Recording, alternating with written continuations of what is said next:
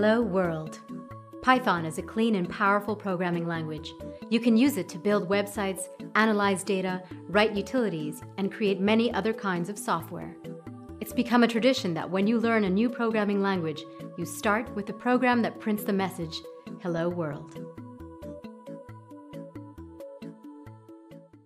To begin, you need to install Python. You may already have Python installed on your system. To check, open a terminal if you're using Linux or OS X. If you're using Windows, open a command prompt by pressing Start and typing CMD. Next, type Python and press Enter.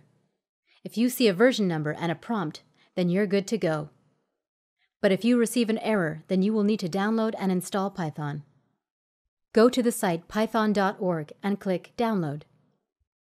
There are different versions of Python.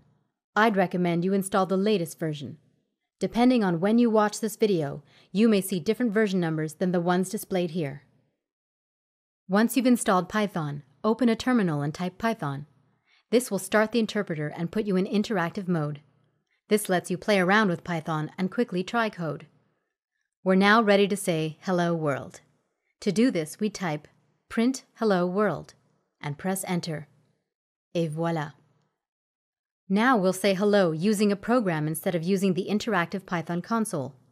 So exit Python by typing quit with parentheses and pressing Enter. Create a folder somewhere on your computer called Python_examples.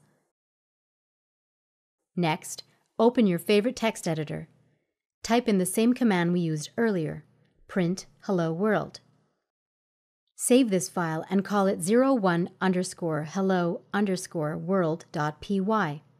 Python programs all end in py. The 01 at the beginning is so all our examples will be nicely sorted. We're using 2 digits so we can make up to 99 examples. Now, run this program.